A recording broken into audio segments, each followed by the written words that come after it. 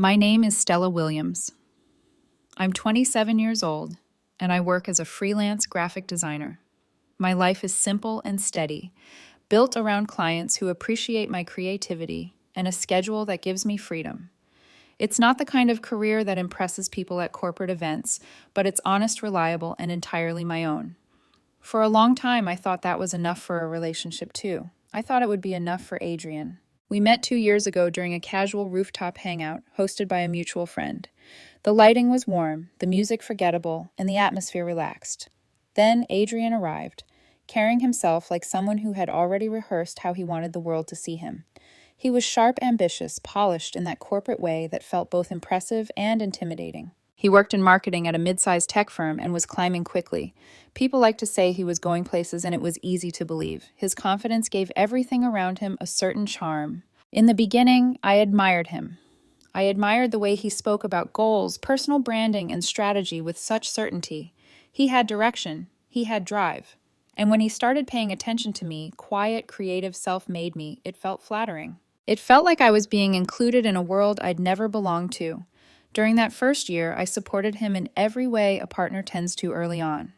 I stayed up late helping him brainstorm pitch ideas, made coffee runs during stressful weeks, and designed graphics for his LinkedIn profile because he wanted a cleaner, more professional aesthetic. When he was scraping by in his early career and fell short on rent, I helped him pay it twice. None of it felt like the sacrifice. It felt like we were building a future together, or at least working toward the same direction. He used to tell me things like, "You're my good luck," or "I couldn't do this without you," and I genuinely believed him. But words spoken at 2 a.m. during a stressed-out work night don't always reflect who a person is in daylight. Looking back, the warning signs didn't show up dramatically. They appeared slowly, quietly, and consistently, like someone lowering the brightness in a room over time until you suddenly realize you're sitting in the dark. The first sign was social media. Adrienne insisted he didn't want to post about us, not because he was private, but because my feed needs to stay professional. Yet his feed was anything but private. There were photos from networking dinners, charity events, rooftop parties, and after-work drinks. He laughed in those pictures posed with colleagues and always came across as polished, successful, and very much single.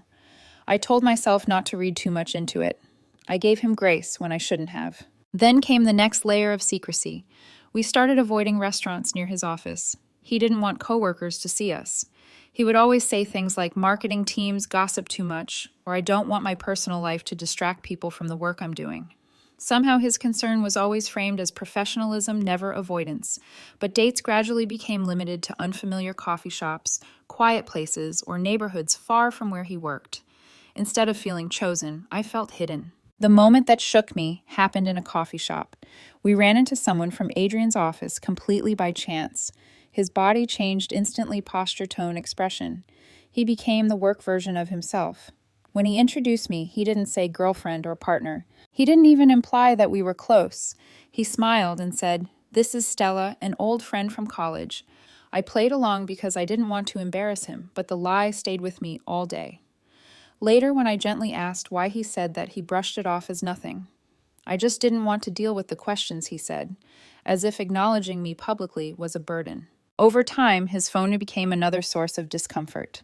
Late-night notifications from coworkers popped up often enough for me to notice.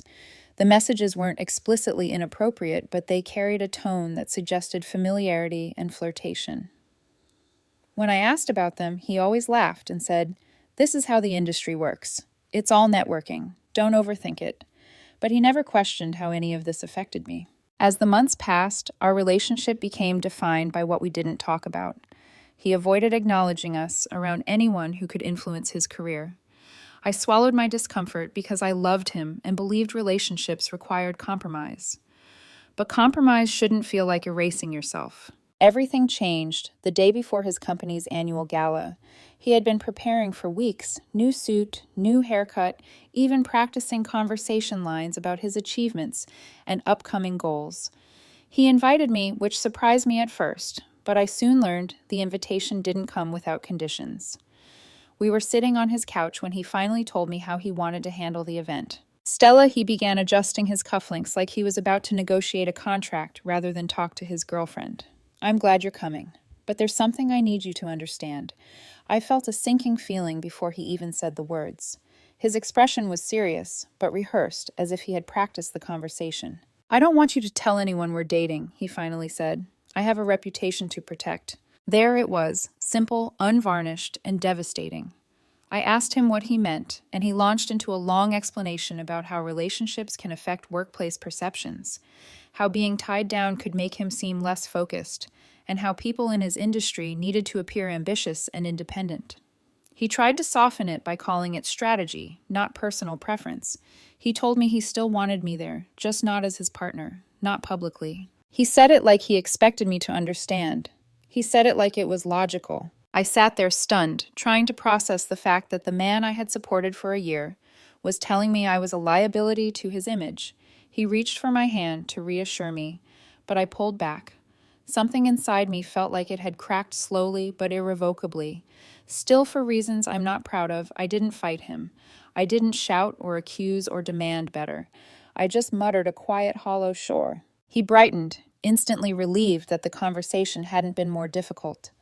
After I left his apartment, I found myself walking home with a numbness I'd never felt before. There was no dramatic moment of clarity, no sudden act of rebellion, just a heavy realization settling over me. Adrienne wasn't afraid of commitment, privacy, or professional boundaries. He simply didn't want to be seen with me. And for the first time, I began to understand how someone can make you feel invisible even when you're standing right beside them. The night of the gala arrived with an air of formality that felt heavier than it should have. I had spent the late afternoon getting ready, brushing on makeup with the kind of mechanical precision that comes from wanting to look composed, even when your mind feels unsettled. I chose a midnight blue dress, simple, elegant enough for the event, but not flashy. The irony didn't escape me. I was dressing to disappear, to blend into the background of a night where the man I loved would present the world with a curated version of himself that didn't include me. When I arrived at the venue, Adrienne was waiting near the entrance. He looked impeccable, every detail of his appearance, carefully arranged, polished shoes, tailored suit, neatly styled hair, the faintest hint of a cologne chosen to project maturity and ambition. The expression he wore wasn't the warm one I associated with our private moments. It was something controlled, a corporate smile designed to impress strangers rather than greet someone important. "Hey," he said casually, giving me a brief nod instead of the familiar touch or affection I was used to. "You look great. Very subtle. That's perfect for tonight." I didn't respond to the comment. I simply followed him inside. The ballroom was stunning, filled with the glow of chandeliers and the soft hum of conversation. Groups of executives and employees clustered near tall tables, holding glasses of wine or champagne as they talked about quarterly achievements and upcoming campaigns. There was an atmosphere of self-importance that felt almost theatrical. Everyone existed in a bubble where image was currency, and Adrienne seemed to thrive in it. He moved through the crowd with natural ease, shaking hands, making introductions, and offering carefully practiced compliments. I walked beside him, remaining cordial and polite, aware of my role. He introduced me as a friend to each new face we met. Not once did he slip. Not once did he hesitate. It was clear he had rehearsed the narrative long before the doors opened. I tried to focus on the event rather than my discomfort. The decor was elegant, with arrangements of ivory flowers lining the tables and a live jazz trio performing softly on a raised platform. Servers in black uniforms moved between guests, offering hors d'oeuvres and refilling drinks. Everything was beautiful, yet I felt entirely out of place, as if the room had been designed for people who lived in another world. People like Adrienne, not people like me. My unease grew when I noticed a woman walking through the crowd with the kind of confidence that draws attention effortlessly. Tall, poised, and impeccably dressed in a white gown that contrasted her dark hair perfectly, she carried herself like someone who had been raised in boardrooms and charity galas. I recognized her from the glimpses I had seen in Adrienne's stories from years before. Her name was Clarissa Hartwell, his ex-girlfriend. Adrienne saw her at almost the same moment I did, and the subtle shift in his expression was unmistakable. His posture straightened, his focus sharpened, and an almost nostalgic softness touched his features. She approached him with a smile that didn't feel forced, and their greeting flowed naturally as if they had never been separated by time or circumstance. I watched from a step behind as they slipped into an easy conversation filled with shared history and an unspoken familiarity. Clarissa gently touched his arm during a moment of laughter, and he didn't move away. Her gesture wasn't overtly romantic, but it was intimate enough to sting. I could hear snippets of their conversation references to old coworkers, past projects, mutual acquaintances. He laughed more with her that night than he had with me in weeks. I tried to focus on anything else. I studied the floral arrangements, the intricate gold pattern on the carpet, the faint echo of the jazz trio. But my eyes kept drifting back to Adrienne and Clarissa, drawn helplessly to the way their conversation never seemed to falter. After a while, the air in the room felt heavier. I told Adrienne I needed to step out for a moment, and he nodded, without any real concern, already turning back toward a group of colleagues who were approaching. I walked into the hallway, where the lighting was dimmer and the noise softened into a dull murmur. Leaning against a cool marble column, I took a deep breath and tried to collect myself. I wasn't angry, not yet. What I felt was a numbing blend of sadness and clarity. Adrienne found me a few minutes later. "There you are," he said. "You disappeared." I needed some air. He nodded briskly and straightened his jacket. "Tonight is going really well for me. Clarissa just introduced me to someone who might connect me to a big opportunity. This could be huge." He said her name casually, as though it couldn't possibly bother me. When I asked him whether he thought it was strange to rely on an ex-girlfriend for career progress, he brushed off the question almost immediately. "It's just networking," he said. "This is what ambitious people do. You have to build connections." "And you think getting drinks with her is part of that?" I asked. He didn't like the question. His expression tightened just enough for me to notice before smoothing back into that calm professional mask. "It's a connection, nothing more." I let the subject drop, but he wasn't finished explaining himself. "Look, Stella, you know how it is. People at work are already paying attention to me, and I can't afford to look like I'm tied down right now. Being in a visible relationship, well, it might limit things. People see you differently if they think you're committed." "So you want them to think you're available?" I asked. He hesitated, and the silence that followed was more revealing than any explanation he could have given. I realized then that his desire to appear single wasn't about professionalism. It was about keeping his options open. It was about allowing people, especially women like Clarissa, to see him as someone still unclaimed. I felt something inside me shift. The realization didn't come with fireworks or tears. It was a quiet, steady certainty settling in my chest, a certainty I had been trying to ignore for months. He didn't value me. He valued the idea of me supportive, hidden, flexible, safe. But he didn't value who I was when there was an audience. I didn't argue with him. There was nothing to say. I just nodded and said, "Sure." The same word I had given him before, but this time my voice lacked any emotion. It was agreement only in form, not in feeling. He smiled, relieved, and returned to the ballroom. I didn't follow. I walked outside into the crisp night air, called a car, and went home without saying another word. Later, at 1:14 a.m., I sent a message that took only a few seconds to type, but carried the weight of everything I had finally accepted. I'm done with the secrecy. We're over. I blocked his number before he could reply. Then I sat in the silence of my apartment, surrounded by my own things, feeling more like myself than I had in months. For the first time, invisibility wasn't something I feared. It was something I walked away from on my own terms. The days after the gala passed in a haze of quiet introspection. I didn't immediately feel triumphant or relieved. What I felt was something murkier, an uncomfortable mix of numbness, sadness, and a strange kind of clarity. When you spend months shrinking yourself to fit into someone else's shadow, stepping out of it is disorienting. I had to relearn what it felt like to take up space again. For the first week, I kept mostly to myself. I answered client emails, worked on pending design projects, and cleaned my apartment in small sections, focusing on tasks that didn't require emotional involvement. I went to the gym each morning, not to transform myself, but to feel grounded.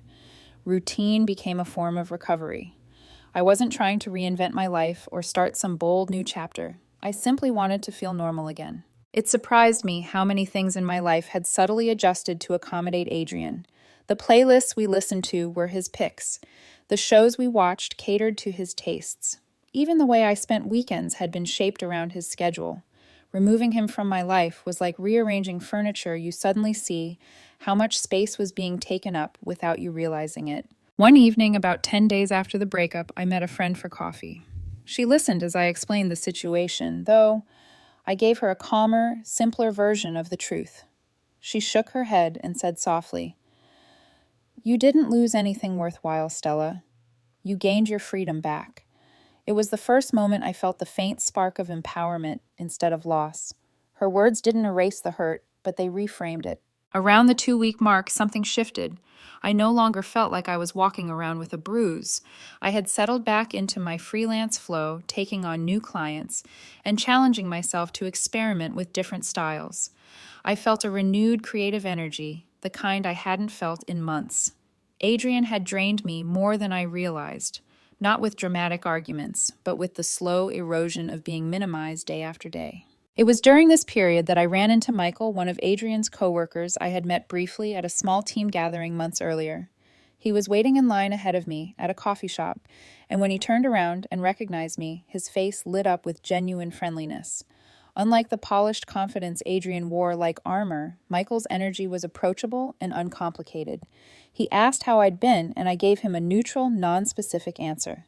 He hesitated for a moment before saying, "I didn't want to pry, but I haven't seen you around the office events lately. Everything okay?" I simply nodded. "I'm fine. Things just changed." He seemed to understand there was more to the story, but he didn't press. Instead, he mentioned that he was working on a personal graphic design project and asked if I might be willing to give him feedback.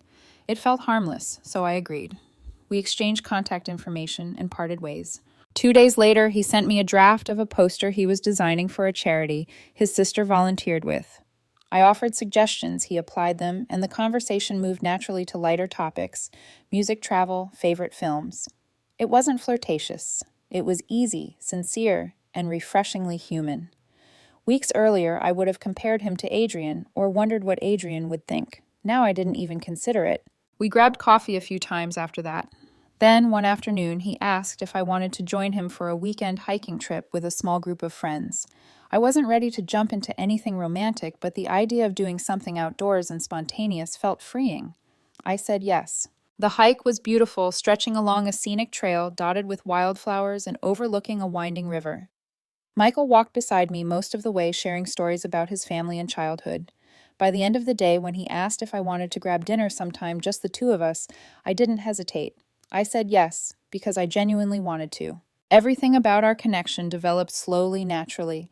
There were no rules, no secrecy, no strategic positioning. And he didn't dance around the word relationship.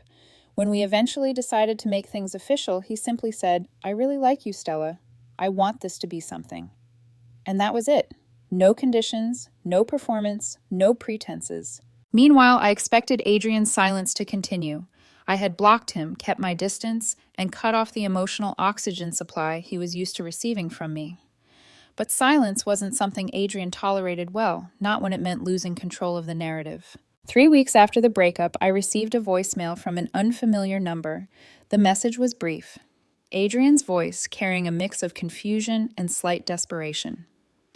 "Stella, it's me. I know you blocked my number, but we need to talk. Please call me." I didn't. Over the next several days, the calls increased. New numbers each time. Some were calm, others pleading. There was even one that sounded like he had been drinking, rambling about his bad week at work and how stressful everything had become. I deleted every voicemail without responding. It wasn't my responsibility anymore. Then one evening, he showed up at my apartment unannounced. I was preparing dinner when I heard the knock. When I opened the door, Adrienne stood there looking disheveled and agitated, a stark contrast to the polished man I once knew. His tie was loosened, his hair slightly out of place, and his expression was a mix of frustration and confusion. "Stella, what happened to you?" he asked almost accusingly. "You just vanished." "I told you we were done," I replied calmly. "There's nothing left to discuss." His eyes flicked past me, as if hoping to see evidence of someone else inside. "Is there someone else? Is that why you're acting like this?" I stepped outside and closed the door behind me, keeping it mostly shut. This isn't about someone else. It's about me not wanting to be treated like a secret anymore. He paced a few steps, running a hand through his hair. "You're overreacting. I just needed time to get where I'm going. You knew my career was important. I needed flexibility." "Flexibility," I repeated. "You needed me flexible enough to disappear when it was convenient." He looked startled at the bluntness. "I didn't mean it like that." But that's what it was. For the first time in our relationship, I wasn't speaking from defensive hurt or suppressed disappointment. I was simply stating the truth. He wasn't accustomed to hearing it. "Stella, listen. I miss us. I miss you. I didn't realize how much until you walked away. I shook my head. You didn't lose me. You lost the version of me that tolerated being hidden. That version is gone. The words seemed to unsettle him. His posture stiffened, and I could see a shift the moment when pleading began turning into resentment. So that's it. You're just done. Yes, I said, I'm done. Adrienne stared at me for a long moment, then exhaled sharply and muttered, You'll regret this. It wasn't a threat. It was the indignation of a man unused to losing control. Without another word, he walked away. I went back inside, feeling a sense of quiet finality settle in my chest. For the first time, the door closed behind him and stayed closed, not because he was shutting me out, but because I was choosing myself. In the weeks after Adrienne appeared at my apartment, the tone of his attempts to reach me changed. At first, there were more voicemails, some calm, others increasingly emotional. When those failed, he shifted tactics, pulling in people from his orbit, as if assembling a rescue team for a crisis he created. The first call came from his sister, a woman I had only met once. She had the kind of personality that dominated a room long before she walked into it, always certain she knew best. She didn't bother with pleasantries. Stella, what is going on with you? She demanded. Adrienne is a mess right now. He said you just threw away your relationship over something small. He's hurting. He needs stability, and you're acting dramatic. It was astonishing how confidently she reinterpreted my experience into something trivial. I listened quietly until she paused and asked, So are you going to fix this or not? No, I replied simply, I'm not. Before she could launch into another monologue, I hung up. I didn't owe anyone an explanation, especially not someone who had never bothered to understand the full picture. Then it was a mutual acquaintance from one of Adrienne's team dinners. His tone was gentler, more pleading. He's not himself lately, he said. He's stressed, he's slipping up at work, and people are starting to notice. Maybe you should talk to him. Just hear him out. Again, the implication was that my responsibility was to stabilize him, to soothe the very person who had spent a year diminishing me. I declined politely but firmly. He sighed with disappointment, but I didn't waver. After that came a few texts from coworkers he had roped in. Each one carried a different flavor of persuasion, guilt, rationalization, nostalgia. But they all echoed the same theme, go back and make his life easier. It was absurd how quickly people assumed that maintaining his stability was more important than preserving my self-respect. The escalation continued until it reached its peak in a voicemail from Adrienne himself. Unlike the earlier ones, which attempted to hide emotion, this one was raw. His voice cracked as he said, I can't believe you're doing this to me. You're seeing someone from my company. You know what that looks like. You're trying to humiliate me. I gave you everything, and you threw it all away because you didn't want to hide for a little while. It wasn't that big of a deal. If you think this new guy is going to last, you're fooling yourself. You're making a mistake. You'll regret this when I'm back on top. I deleted it without replaying it. That voicemail told me everything I needed to know. Adrienne wasn't looking for reconciliation. He was looking for ownership. He wasn't asking for forgiveness. He was demanding access. And when he realized the access was gone, resentment filled the space where affection used to be. What he didn't know was that I wasn't seeking revenge, nor was I comparing my past to my present. My new relationship with Michael wasn't built on bitterness or spite. It was built on sincerity. It was quiet, steady, and open. When Michael introduced me as his girlfriend to his friends, he did it with a full smile, not an apology. He held my hand in public without hesitation. He asked for my opinions and listened to them. None of it felt like performance. It felt like living. Around this time, the holiday season approached, and invitations began circulating for various company events. Michael mentioned that his department was hosting their annual winter celebration at the same ballroom where Adrienne's gala had taken place. When he asked if I wanted to be his guest, I didn't hesitate. I had already mourned the version of myself that once needed Adrienne's approval. Returning to that venue wasn't a confrontation, it was closure. On the night of the party, the ballroom looked almost identical to before glittering chandeliers, elegant decor, and a subtle holiday theme threaded through every detail. But the atmosphere felt entirely different to me. This time, I wasn't walking behind someone. I wasn't adjusting myself to match a narrative. I wasn't hiding in plain sight. I walked beside someone who wanted me there.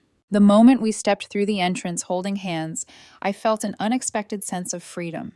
Not the loud, triumphant kind that demands attention, but the quiet internal kind that comes from reclaiming a place you once felt erased in.